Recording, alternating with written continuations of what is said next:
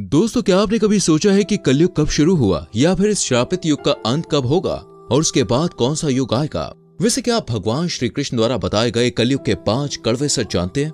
अगर नहीं तो दोस्तों फिक्र करने की कोई बात नहीं, क्योंकि आज हम आपके लिए वीडियो लेकर आए हैं जहां आपको इन सभी सवालों के जवाबों के साथ साथ अन्य और भी बातें जानने को मिलेंगी। तो बने रहिए एंड तक हमारे संग और जानिए कि कैसा होगा कलयुग के बाद का युग। दोस्तों, जैसा कि आप जानते हैं, हिंदू धर्म ग्रंथों में काल यानी समय को 4 युगों में बांटा गया है। सतयुग, त्रेता युग, द्वापर युग। वर्तमान दौर है कलयुग का। कलयुग यानी एक ऐसा युग जिसमें इंसानों का मन डिससेटिस्फेक्शन से भरा हुआ है। सभी मानसिक रूप से दुखी होंगे और धर्म का सिर्फ 1/4 हिस्सा ही रह जाएगा। और आज के समय में परिस्थितियां ऐसी होती ही नजर आ रही हैं। आज चारों ओर अहंकार, प्रतिशोध, लालच और आतंक ही दिखाई देता है। पुराणों में कलयुग को मनुष्यों के लिए श्राप के समान भी बताया गया है। ये तो आप जानते ही होंगे दोस्तों कि कलयुग चौथा युग है।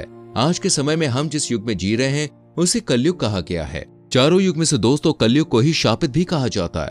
आर्यभट्ट के अनुसार महाभारत युद्ध 3102 ईसा पूर्व में हुआ था। उनके अनुसार भगवान श्री कृष्ण के इस पृथ्वी से प्रस्थान के तुरंत बाद 3102 ईसा पूर्व से कलयुग आरंभ हो गया था। जबकि महाभारत काल में ही श्री कृष्ण ने बता दिया था कि आने वाला युग यानी कलयुग कैसा होगा, और उन्होंने कलयुग के कड़वे सत्य भी पहले ही बता दिए थे, जो कि आज सच होते हुए दिख भी रहे हैं। दोस्तों, महाभारत काल में जब पांडव अपना सब कुछ गवा बैठे तो उन्हें वन जाना पड़ा था। वन जाने से पहले पांडव भगवान श्री कृष्ण से मिलते हैं और पूछते हैं कि हे श्री कृष्ण, अभी इस द्वापर युग का अंत चल रहा है, हम आने वाले युग के लिए उत्सुक हैं। आप हमें बताइए कि आने वाले कलयुग की चाल या गति कैसी होगी, मनुष्य कैसे होंगे और उनके विचार कैसे होंगे, और मोक्ष कैसे प्राप्त किया जाएगा। पांडवों की ये सारी बातें सुनकर श्री कृष्ण थोड़ा सोच विचार करते हैं और कहते हैं कि मैं तुम्हें इसका सीधा उत्तर तो नहीं दे सकता। इसके लिए तुम पांचों भाई पहले वन में जाओ और जो कुछ भी दिखे वो सभी आकर मुझे बताओ, तभी मैं तुम्हें कलयुग के बारे में बताऊंगा। भगवान श्री कृष्ण के कहे अनुसार पांचों भाई वन में चले जाते हैं और वन में जाने के बाद जो चीजें उन्होंने देखी, उन सभी दृश्यों को देखकर वो सभी बिल्कुल हैरान रह गए। उनमें से किसी को भी अपनी आंखों पर यकीन नहीं हो पा रहा था कि भला ऐसे कैसे हो सकता है, क्योंकि ऐसा उससे पहले उन्होंने होता हुआ कभी भी देखा नहीं था। वन में समय बिताने के बाद वो सभी दोस्तों भगवान श्री कृष्ण के पास पहुंचते हैं, लेकिन इस बार जब वो पहुंचे तो सभी काफी घबराए हुए थे और वो किसी उलझन में पड़े हुए नजर आ रहे थे। पांडवों की ऐसी दशा देखकर भगवान श्री कृष्ण से रहा नहीं गया और उन्होंने कहा कि आप किन सोच विचारों में मगन हैं, हमें बताइए, अगर संभव होगा तो हम उस समस्या का समाधान जरूर करेंगे। श्री कृष्ण की ये बात सुनकर सबसे पहले पांडव पुत्र धर्मराज युधिष्ठिर ने उत्तर दिया कि हे वासुदेव, हमारी परेशानी का कारण वन में दिखे वो दृश्य हैं जिसकी कल्पना हमने सपने में भी नहीं की थी। उनकी इस बात को सुनकर भगवान श्री कृष्ण पांडवों से कहते हैं कि आप सभी मुझे एक एक करके अपने दृश्यों के बारे में बताएं कि आप सभी ने वन में क्या क्या देखा। उनकी इस बात को सुनकर युधिष्ठिर ने सबसे पहले उत्तर देते हुए कहा कि जब हम सभी पांचों भाई वन में गए तो चारों भाई अलग अलग दिशाओं में वन भ्रमण को निकल गए, और जब मैं भ्रमण कर रहा था तो उस दौरान मैंने पहली बार 2 सूंड वाला हाथी देखा, जो कि मेरे लिए बहुत ही आश्चर्यजनक था। अब आप मेरे संदेह को दूर कर दीजिए कि भला किसी हाथी की 2 सूंड कैसे हो सकती है। इसका जवाब देते हुए श्री कृष्ण कहते हैं कि हे धर्मराज, इसमें हैरानी वाली कोई बात नहीं है, क्योंकि कलयुग में ऐसे लोगों का ही राज होगा जो दोनों ओर से शोषण करेंगे, जो कि बस अपने ही हित की बात सोचेंगे, जो बोलेंगे कुछ और करेंगे कुछ और ही। कलयुग के लोगों के मन में कुछ और होगा और कर्म कुछ और ही होंगे। उस समय ऐसे ही लोग धरती पर अपना राज जमाए बैठे होंगे। अब अर्जुन की बारी आती है, जिसके बाद वो कहते हैं मैंने जो देखा वो इससे भी कहीं ज्यादा आश्चर्यजनक था। जब मैं जंगल में दूसरी दिशा में भ्रमण कर रहा था तो मैंने देखा कि कोई पक्षी मुर्दा जीव पर बैठा हुआ है, जिसके पंखों पर वेद की रचनाएं लिखी हुई हैं, और वो उस मुर्दे का मांस खा रहा था। उनके सवाल का जवाब देते हुए श्री कृष्ण कहते हैं कि हे पांडुपुत्र अर्जुन, कलयुग में ऐसे लोग होंगे जो बड़े ज्ञानी और धनी कहलाएंगे, जो ज्ञान की चर्चा तो करेंगे लेकिन उनके आचरण राक्षसी होंगे। वो बड़े पंडित और विद्वान तो कहलाएंगे, लेकिन उनके मन में यही होगा कि कौन इंसान कब मरे और उनके नाम अपनी संपत्ति कर जाए, कौन कब किस पद से हटे और हम उस पर चढ़ें। इसके अलावा कलयुग में ज्यादातर इंसान अपने को ठग कर और धोखा देकर आगे बढ़ने की इच्छा रखेंगे, चाहे वो कितने भी बड़े लोग हों, फिर भी उनकी दृष्टि तो धन और पद के ऊपर ही रहेगी।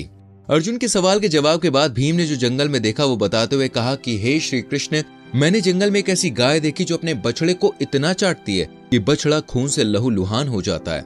इस दृश्य को देखकर मैं बिल्कुल आश्चर्यजनक हो गया कि कोई माँ अपने बच्चे के साथ ऐसा कैसे कर सकती है। तब श्री कृष्ण उनकी शंका का जवाब देते हुए कहते हैं, कलयुग का मनुष्य अपने बच्चे पर इतना प्यार लुटाएगा कि उसका विकास बहुत धीमा हो जाएगा, और एक माता की ममता और उसके बच्चे से लगाव बच्चे को संसार में ऐसे बांध कर रख देगी कि वो मोह माया में ही घिरकर बर्बाद हो जाएगा। अगर किसी का बेटा अपना घर बार छोड़कर साधु बनेगा तो हजारों व्यक्ति दर्शन तो करेंगे, लेकिन अगर अपना बेटा साधु बन रहा होगा तो वो रोएंगे कि मेरा बेटा गलत रास्ते पर चला गया, उसका फ्यूचर कैसा होगा, मेरे बेटे का क्या होगा। इतनी सारी ममता होगी कि उसे मोह माया और परिवार में ही बांध कर रखेगी और उसका जीवन वहीं खत्म हो जाएगा।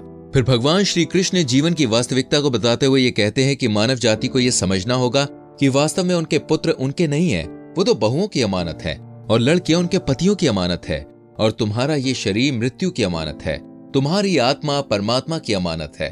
तुम अपने शाश्वत संबंध को जान लो बस। अब भगवान श्री कृष्ण सहदेव से पूछते हैं कि सहदेव, तुमने वन में क्या देखा? इसका उत्तर देते हुए वो कहते हैं, हे श्री कृष्ण, मैंने जो देखा उसका क्या मतलब है? मैंने ये देखा कि 5-7 भरे कुओं के बीच एक कुआं बिल्कुल ही खाली था, जबकि बीच का वो कुआं काफी गहरा था, लेकिन फिर भी उसमें पानी की एक बूंद भी नजर नहीं आ रही थी। ऐसा कैसे मुमकिन हो सकता है श्री कृष्ण? तब सहदेव की जिज्ञासा को शांत करते हुए श्री कृष्ण कहते हैं कि सहदेव, कलयुग में धनी लोग लड़के लड़की के विवाह में, मकान के उत्सव में, छोटे बड़े उत्सवों में तो लाखों रुपए खर्च कर देंगे, लेकिन पड़ोस में अगर कोई भूखा प्यासा होगा तो ये नहीं देखेंगे कि उसका पेट भरा है या नहीं, भले ही उनका अपना ही सगा भूखा क्यों ना मर रहा हो, लेकिन वो सिर्फ देखते ही रहेंगे। दूसरी ओर मौज, शराब, कबाब, फैशन, सुंदरता में पैसे उड़ा देंगे, लेकिन किसी के 2 आंसू पोंछने के लिए उनका हाथ आगे नहीं बढ़ेगा। कलयुग में खाने का भंडार तो होगा, लेकिन फिर भी हजारों लोग भूख से मरेंगे। सामने महलों बंगलों में ऐशो आराम चल रहे होंगे, लेकिन पास की झोपड़ी में आदमी भूख से मर जाएगा और एक ही जगह पर असमानता अपने चरम पर होगी। भगवान श्री कृष्ण की ये सभी बातें उन्हें काफी ज्यादा परेशान कर देती है और वो सोच में पड़ जाते हैं, लेकिन वो कर भी क्या सकते थे। सहदेव के बाद नकुल ने श्री कृष्ण को अपनी परेशानी का कारण बताते हुए पूछा कि मैंने भी एक आश्चर्यचकित चीज देखी जो कि बहुत ही अजीब थी। एक बड़ी सी चट्टान पहाड़ पर से लुढ़की हुई नीचे आ रही थी, जिसके बड़े बड़े पेड़ों के तने उस चट्टान तक को रोक ना पाए, लेकिन अंत में एक छोटे से पौधे से टकराते ही वो चट्टान रुक गई। नकुल की इस बात को सुनकर श्री कृष्ण कहते हैं, नकुल, तुम्हारे दृश्य का वर्णन ये है कि कलयुग में मानव का मन नीचे गिरेगा, उसका जीवन गिरा हुआ होगा। ये गिरा हुआ जीवन धन की शिलाओं से नहीं रुकेगा, न ही सत्ता के वृक्षों से रुकेगा। हरि कीर्तन के एक छोटे से पौधे से मनुष्य जीवन का पतन होना शुरू हो जाएगा। आपको बता दें दोस्तों कि 3 युग बीत चुके हैं और अब ये चौथा युग कलयुग है, जो अभी तक अपनी चरम सीमा पर नहीं पहुंचा है। जब कलयुग अपनी चरम सीमा पर पहुंचेगा तब लोगों को अनेक प्रकार की समस्याओं का सामना करना पड़ेगा। ऐसे में आप सोच रहे होंगे कलयुग को खत्म होने में कितना समय बचा हुआ है और उसके बाद कौन सा युग चलेगा या आने वाला युग जो है वो कैसा होगा। तो आपको हम बता दें, यदि आप सोचते हैं कि कलयुग के बाद धरती का विनाश हो जाएगा या इसके बाद कुछ और नहीं होगा, तो आपको बता दें, पुराणों के अनुसार कलयुग के बाद फिर से सतयुग का आगमन होगा। उम्मीद करते हैं दोस्तों आपको सभी सवालों के जवाब मिल गए होंगे, और अगर आपको वीडियो अच्छी लगी है तो वीडियो को लाइक और शेयर करना ना भूलें। आने वाली अमेजिंग वीडियोस के लिए आपको चैनल को सब्सक्राइब करना, बेल आइकन प्रेस करना, सो प्लीज डू इट। मिलते हैं अगली वीडियो में, अपना बहुत ख्याल रखें। Bye bye, take care.